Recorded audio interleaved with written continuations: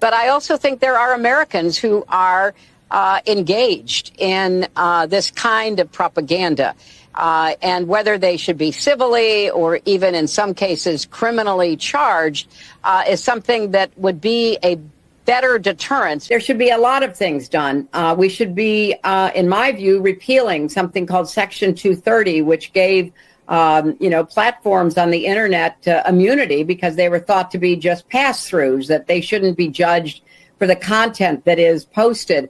But we now know that that was an overly simple view, that if the platforms, whether it's Facebook or Twitter X or Instagram or TikTok, whatever they are, if they don't moderate and monitor the content, we lose total control. And it's not just the social and psychological effects, it's real harm. What is something you see happening in the near future that we should be taking more seriously? Well, I do think that the press needs a consistent, the press that's not supporting Trump blatantly, very persistently, the press that's trying to be the press, be objective, be, reporting the facts. The press needs a consistent narrative about the danger that Trump is an unbelievably huge platform, especially online. How do you explain his transformation from someone who voted for Democrats and Obama in the past to what we see now, dark MAGA, and especially in terms of the context of the platform that he presides over?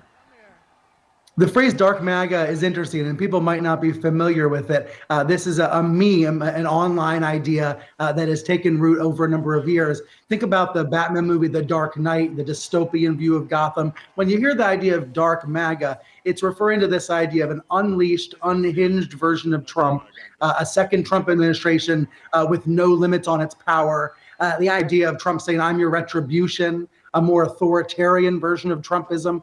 That's the idea that drives dark MAGA. Even though some of the memes, some of the jokes might be sarcastic or edgy, there's a very real idea behind the idea of dark MAGA. So when you hear someone like Elon Musk say he's entirely on board, even with the more authoritarian impulses of Trump, that says something. That says that he's been radicalized over the years in his politics. Musk is also using his platform X to drive support to Trump. I noticed when I logged in yesterday during the Trump rally was always at the top of my feed. It almost felt as if he was forcing it up algorithmically to make sure everybody was watching the rally. So we're going to see that kind of support from Musk, him trying to tip the scales in Trump's favor.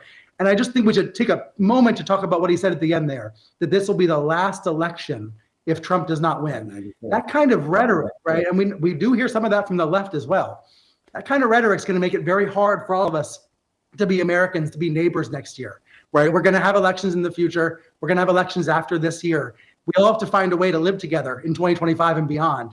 But the rhetoric from someone like Musk saying this will be the last election, it's going to have dangerous consequences, I fear. And I will say that Elon Musk is perhaps the world's leading spreader of disinformation, including outright lies about hurricane relief, about illegal immigrants.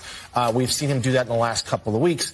And then on Saturday, he steps on stage with Donald Trump with one of the less athletic leaps I've ever seen as he bounded his way on stage with Trump. Tell us, and then spoke briefly on the former president's behalf. Tell us about that moment and what sort of he does not have